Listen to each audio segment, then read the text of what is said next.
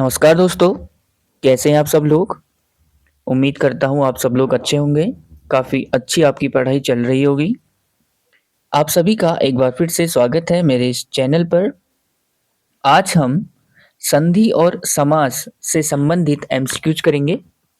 तो ज़्यादा टाइम व्यर्थ ना करते हुए शुरू करते हैं। आज का पहला क्वेश्चन है, संधि के विषय में निम्न में से क्या सही है? संधि के विषय में निम्न में से क्या सही है? ऑप्शन ए है, संधि का शाब्दिक अर्थ मेल या जोड़ होता है। ऑप्शन बी, संधि का शाब्दिक अर्थ संक्षिप्त या संक्षिप्तीकरण होता है। ऑप्शन सी है, संधि में दो वर्णों का मेल होता है। और ऑप्शन डी है, संधि में दो शब्दों का मेल होता है।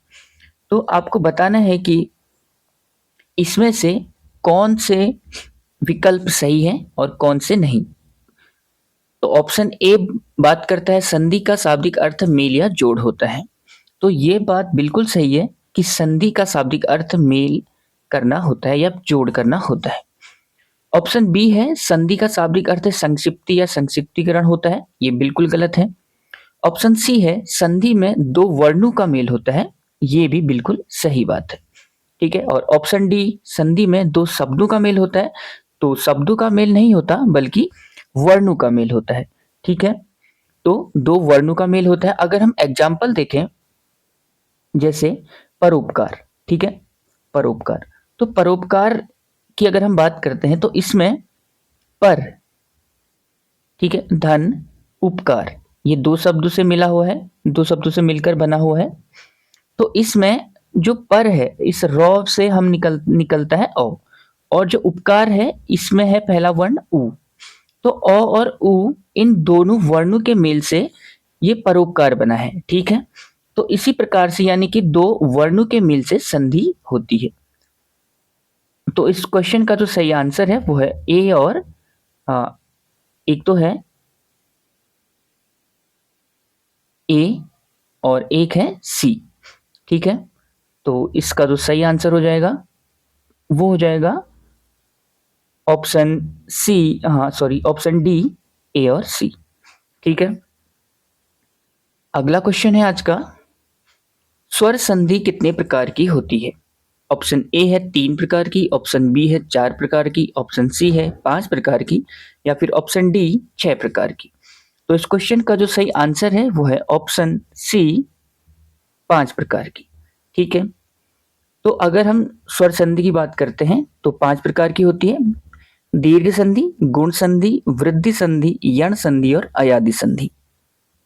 दीर्घ संधि की अगर हम बात करते हैं, थोड़ा सा अगर हम इसे एक्सप्लेन करें, तो दीर्घ संधि में ओ या फिर आ में ओ या फिर आ ही जुड़ता है। ठीक है। या फिर ई और बड़ी ई में ई या ई जुड़े, या फिर ऊ और ऊ में अगर ऊ या ऊ ही जुड़ता है तो वहां पर दीर्घ संधि होती है। गुण संधि की अगर हम बात करते हैं तो गुण संधि में ओ में ई जुड़ता है। ठीक है। ओ में ई, या फिर मतलब ओ या आ में ई या फिर बड़ी ई जुड़ता है, या फिर ओ या आ में ऊ और बड़ा ऊ जुड़ता है, तो वहां पे गुण संधि होती है। वृद्धि संधि की बात करें तो ओ में ए या फिर आई जुड़ता है, या फिर ओ या आ में ओ और औ जुड़ता है। ठीक है। तो उसी प्रकार से यण संधि में ई में ई या बड़ी ई में कोई स्वर जुड़ता है, यानी ई और ई के अलावा कोई भी और स्वर, अन्य स्वर जुड़ता है, तो वह य में परिवर्तित हो जाता है। और ऊ और बड़ा ऊ में कोई अन्य स्वर यानी ऊ और बड़ा ऊ के अलावा जुड़ता है तो वो व में परिवर्तित हो जाता है। अयादि संधि की बात करते हैं तो इसमें ए या फिर ऐ में कोई स्वर जुड़ता है तो वो ऐ हो जाता है, और ओ और औ में अगर कोई स्वर जुड़े तो वो औ हो जाता है। ठीक है। तो ये कुछ संधियां थी हमारी। स्वर संधि होती है 5 प्रकार की, तो ऑप्शन सी बिल्कुल सही है। बढ़ते हैं नेक्स्ट क्वेश्चन की ओर। संयम में कौन सी संधि है? संयम में कौन सी संधि है? ऑप्शन ए है स्वर संधि, बी है विसर्ग संधि, सी है व्यंजन संधि, और डी है नन ऑफ दीज। संयम की अगर हम बात करते हैं तो संयम, अगर हम इसका संधि विच्छेद करते हैं तो बनता है संयम में सम, धन, यम, यम। ठीक है। तो ये मौ में जो है हमने हलंत लगाया है। ठीक है, हलंत। तो जो ये मो है ये स्वर रहित है, यानी कि ये एक व्यंजन है।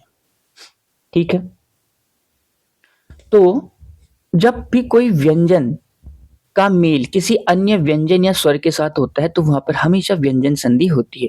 स्वर संधि में हमेशा दो स्वरों का मेल होता है। ठीक है, तो इसमें जो मौ है इसमें हलंत लगा है और ये एक व्यंजन है, तो एक व्यंजन की संधि जब होती है तो वहां पर क्या होगा, व्यंजन संधि। तो इस क्वेश्चन का जो सही आंसर है वो है ऑप्शन सी, व्यंजन संधि। अगला क्वेश्चन है आज का, इसमें सही मिलान करना है। एक साइड हमें शब्द दिए हैं, दूसरी साइड बतानी है कि उस शब्द में कौन सी संधि है। पहला है दिव्य, दिव्यालोक। ठीक है, बी है उमेश, सी है एकाक और डी है सख्युचित। अब दिव्यालोक की अगर हम बात करते हैं, दिव्यालोक में अगर इसके हम संधि करें, संधि विच्छेद, तो दिव्य, ठीक है, दिव्य धन आलोक, आलोक। ठीक है, तो दिव्य य यानी कि इसमें से निकलता है अ, और यहां हमें दे रखा है आलोक में से पहला वर्ण है आ। अब अ और आ के जुड़ने से क्या बनता है, बड़ा आ हमेशा। ठीक है, दीर्घ बनता है, यानी दीर्घ बनता है तो दिव्यालोक में कौन सी संधि हो जाएगी, दीर्घ संधि। ठीक है, तो दिव्यालोक में हो गया दीर्घ, यानी ए का हो गया 4। बी की बात करते हैं उमेश। उमेश की अगर हम इसमें अगर हम संधि विच्छेद करते हैं तो उमेश में तो ये बनता है उमा प्लस ईस, यानी कि ई में बड़ी की मात्रा और श, ईस। ठीक है, अब उमा में से ये माँ है, यानी कि आ प्लस ई। ठीक है, और आ और ई जहां पर जुड़ते हैं तो वहां पर होती है गुण संधि। ठीक है, तो उमा प्लस ईस इसमें हो गया, यानी उमेश में जो संधि है वो है गुण संधि। अगला है एकाक। एकाक की अगर हम बात करते हैं, इसका अगर हम संधि विच्छेद करें तो निकलेगा एक धन एक, एक धन एक मिल करके ये बनते हैं एकाक। अब ये क है, इसमें से निकलता है अ, और ये तो अपने आप में एक स्वर है यानी कि ए। अब अ और ए मिलके बनाते हैं आई। अब ये किस संधि का उदाहरण है, यानी कि ऐसा किस संधि में होता है, तो ये होता है हमेशा वृद्धि संधि में। ठीक है, अ में ए या आई जुड़ने पर आई हो जाता है। ठीक है, तो ये एक वृद्धि संधि का उदाहरण है। तो एकाक जो है इसमें वृद्धि संधि है। आखिरी है सख्युचित। सख्युचित की अगर हम बात करते हैं तो जो सख्युचित है इसमें इसका अगर हम वो करते हैं संधि विच्छेद करते हैं तो ये बनता है सखी, सखी धन उचित, उचित। ठीक है, सखी धन उचित, इसका मतलब यहां से निकलेगा ई, बड़ी ई, और यहां से उ।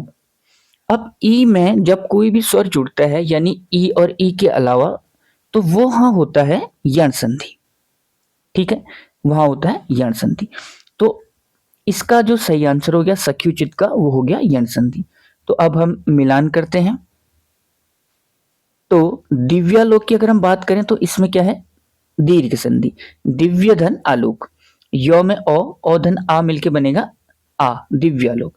उमेश की अगर हम बात करते हैं तो इसमें है गुण संधि, उमा धन ईस, आ में ई जुड़ा तो बनेगा ए, तो गुण संधि का उदाहरण है। एकाक की अगर हम बात करते हैं तो वृद्धि संधि, एक धन एक। ठीक है, एकाक यानी कि अ धन ए मिलके बना आई, एकाक। सख्युचित की अगर हम बात करते हैं तो यण संधि। ठीक है, सखी धन उचित, यानी कि ई में ई और ई या बड़ी ई के अलावा और कोई स्वर जुड़ता है तो वो य में परिवर्तित हो जाता है, और यह यण संधि का एक नियम है। तो पहले का है 4, बी का है 3, सी का है 2, 1। उसके बाद यानी कि सही आंसर है 4 3 2 1, ऐसा किसी में दिख रहा है तो option B is the right answer. ठीक है, 4 3 2 1। ठीक है, तो ऑप्शन बी बिल्कुल सही है। अगला क्वेश्चन है आज का, दिग्गज का सही संधि विच्छेद क्या है, दिग्गज।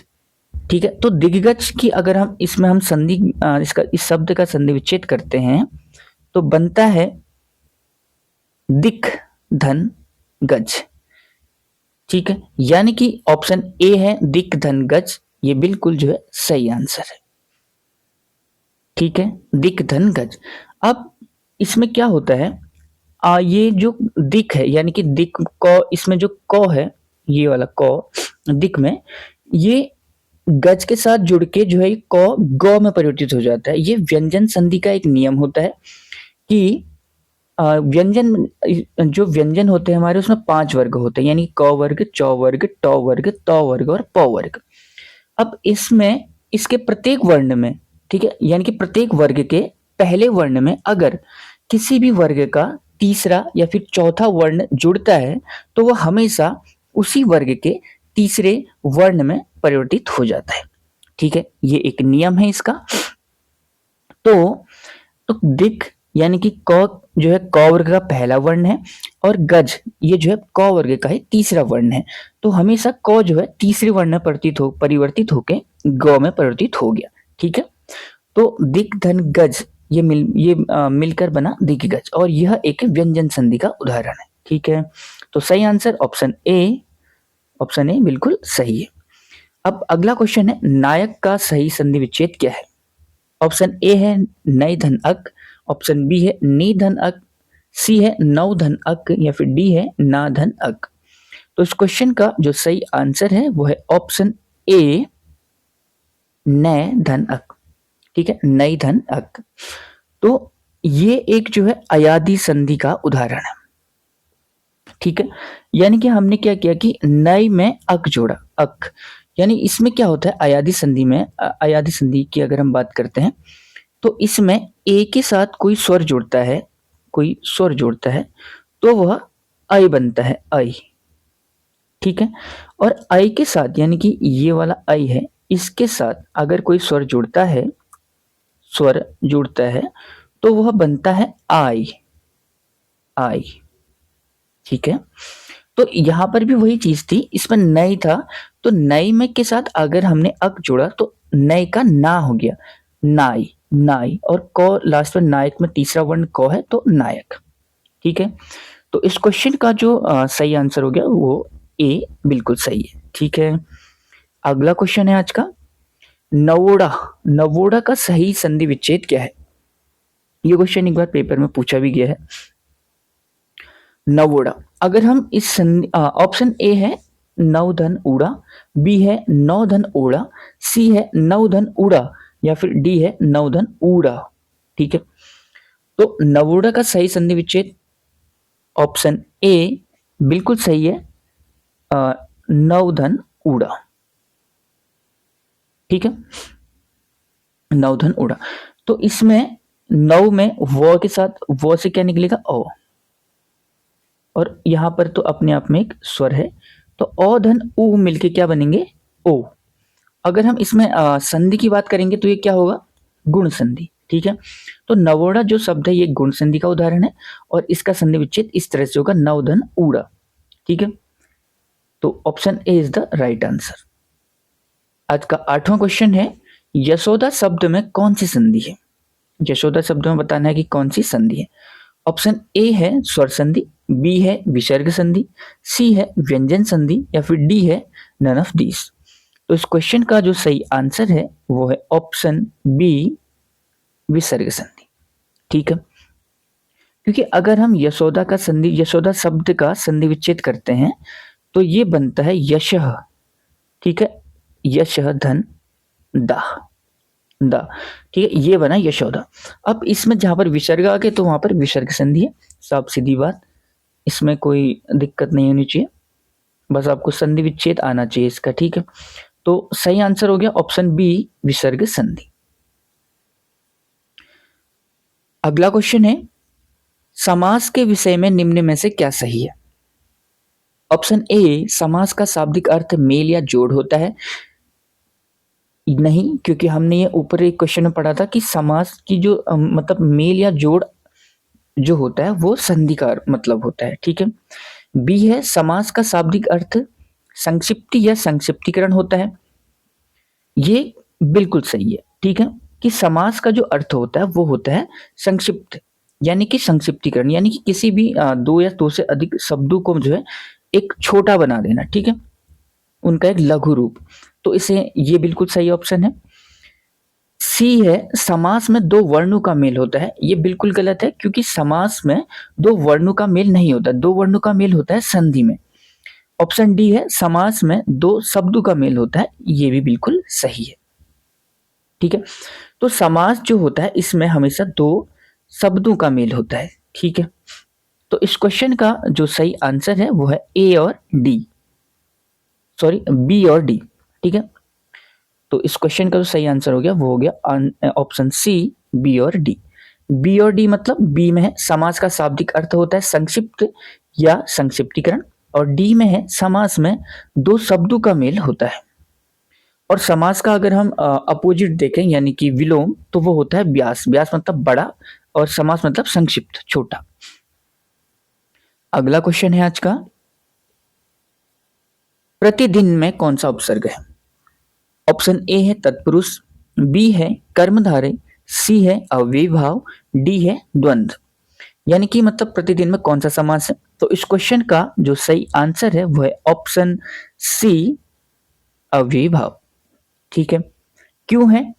प्रतिदिन की अगर हम बात करते हैं तो यानी अव्ययीभाव समास में क्या होता है कि पहला पद प्रधान होता है, या फिर अगर आपको इजी आपको इसको समझना है तो प्रथम पद हमेशा उपसर्ग होता है। ठीक है, तो प्रथम पद जैसे कि प्रतिदिन की अगर हम बात करते हैं तो इसमें प्रति उपसर्ग है और प्रति जो है इसमें प्रधान भी है।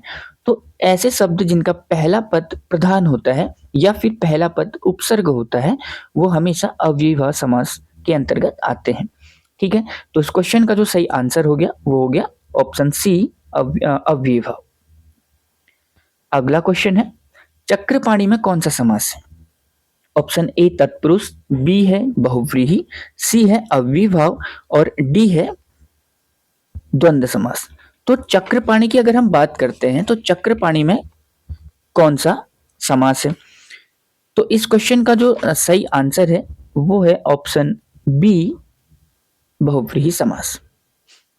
ठीक है, चक्रपाणी में क्या है? बहुव्रीहि समास। तो बहुव्रीहि समास की अगर हम बात करते हैं तो बहुव्रीहि समास में क्या होता है, इसमें कोई भी पद प्रधान नहीं होता, यानी कि दोनों पद अप्रधान होते हैं। ये दोनों मिल करके किसी तीसरे पद की ओर इशारा करते हैं। जैसे अगर हम यहाँ पर बात करते हैं चक्रपाणी शब्द की, तो चक्रपाणी का मतलब होता है जिसके हाथ में चक्र हो। पाणी मतलब हाथ, हाथ में क्या हो? चक्र। तो वो किसके हाथ में रहता है चक्र? हमेशा भगवान विष्णु के हाथ में या फिर कृष्ण के हाथ में। तो चक्रपाणी दो शब्द हैं, एक चक्र और पाणी, ये दोनों मिलकर के कृष्ण की ओर इशारा करते हैं या विष्णु की ओर इशारा करते हैं। तो ऐसे शब्दों में क्या होता है? हमेशा बहुव्रीहि समास होता है। इसके बाकी एग्जाम्पल जैसे कि श्वेतांबर। श्वेतांबर कहते हैं श्वेत यानी सफेद वस्त्र धारण करने वाला या वाली। तो कौन होता है श्वेतांबर? सरस्वती माता को कहते हैं। उसी प्रकार से पीतांबर कृष्ण को कहते हैं। तो मतलब इस तरह के जो भी शब्द होते हैं वो हमेशा बहुव्रीहि समास के अंतर्गत आते हैं। ठीक है, अगला क्वेश्चन है आज का, आजन्म में कौन सा समास है? आजन्म, ऑप्शन ए तत्पुरुष, बी है बहुव्रीहि, सी है अव्ययीभाव और डी है द्वंद्व समास। तो इस क्वेश्चन का जो सही आंसर है वो है ऑप्शन सी, अव्ययीभाव समास। ठीक है, तो इसमें भी इसमें ज्यादा देखना है नहीं क्योंकि हम इस पर पहले ही बात कर चुके हैं। क्योंकि आजन्म जो है इसमें आ जो है एक उपसर्ग है और जन्म जो है वो उत्तर पद है और प्रथम पद जो है वो प्रधान है।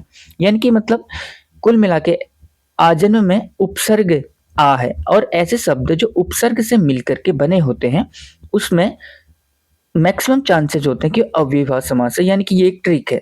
ठीक है, अव्ययीभाव समास की अगर आपको बात करनी है तो उस शब्द का जो पहला वर्ण है या पहला जो शब्द है वो एक उपसर्ग होना चाहिए। ठीक है, तो सही आंसर है ऑप्शन सी, अव्ययीभाव।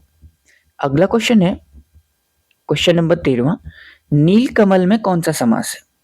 ऑप्शन ए तत्पुरुष, बी बहुव्रीहि, सी अव्ययीभाव या फिर डी कर्मधारय। तो इस क्वेश्चन का जो सही आंसर है वो है ऑप्शन डी, कर्मधारय। ठीक है, सही आंसर हो गया कर्मधारय।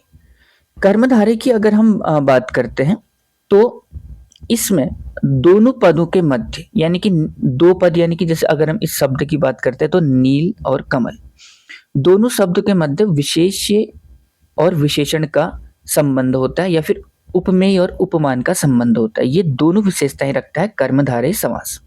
ठीक है। नीलकमल की अगर हम बात करते हैं, जो कमल है उसकी विशेषता है कि वो नीला है। ठीक है। तो नील कमल में क्या हो गया, कर्मधारय समास, यानी कि कमल जो है वो एक विशेष्य है और नीला उसकी विशेषता बता रहा है। और ऐसे शब्द जिसमें एक पद विशेषण हो दूसरा पद विशेष्य हो, वहां पर हमेशा कर्मधारय समास होता है। और इसको हम उपमेय और उपमान के संबंध में भी समझ सकते हैं। जैसे कि इसके लिए हम एक एग्जाम्पल लेते हैं, मुखचंद्र। ठीक है। मुखचंद्र एक एग्जाम्पल है। तो इसमें मुख मतलब क्या है, मुख, ठीक है, किसी का भी चेहरा, और चंद्र मतलब है चांद। तो जो मुख है इसकी तुलना की गई है चांद से। ठीक है। तो यानी कि मुख जिसकी तुलना की गई है उसको हम कहते हैं उपमेय, और जिससे तुलना की गई है उसे कहते हैं उपमान। यानी कि मुख हो गया उपमेय और चंद्र हो गया उपमान। ठीक है। तो ऐसे शब्द भी जहां पर उपमेय और उपमान का संबंध होता है वहां पर भी हमेशा कर्मधारय समास होता है। तो इस क्वेश्चन का जो सही आंसर है नीलकमल में, वो है कर्मधारय समास। Option D is the right answer. अगला क्वेश्चन है आज का, धीरे धीरे शब्द में कौन सा समास है? ऑप्शन ए है तत्पुरुष समास, बी है अव्ययीभाव समास, सी है द्वंद्व समास और डी है कर्मधारय समास। तो इस क्वेश्चन का जो सही आंसर है वो है ऑप्शन बी, अव्ययीभाव समास। ठीक है। अब बात करते हैं अव्ययीभाव समास की। तो इसमें हम बहुत सारी चीजें पहले पढ़ चुके हैं कि या तो प्रथम पद प्रधान हो या प्रथम पद जो है वो उपसर्ग हो।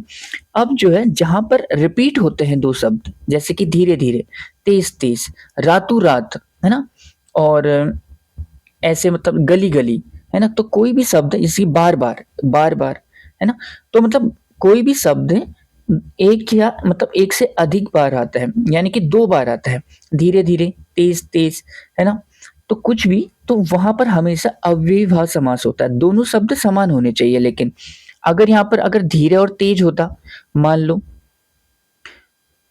धीरे और दूसरा शब्द होता तेज, ठीक है, तो ये दोनों शब्द क्या है, प्रधान है दोनों शब्द, और यहां पर हमेशा क्या होगा, द्वंद्व समास। ठीक है। तो ये चीज समझनी है कि जब एक ही चीज एक ही शब्द दो बार रिपीट होता है तो वहां पर हमेशा आता है अव्ययीभाव समास। लेकिन जब दो अलग अलग शब्द आते हैं और उनके बीच में एक ये चिन्ह होता है तो उसे हम कहते हैं द्वंद्व समास। तो धीरे धीरे में हमेशा क्या होगा, अव्ययीभाव समास। ठीक है।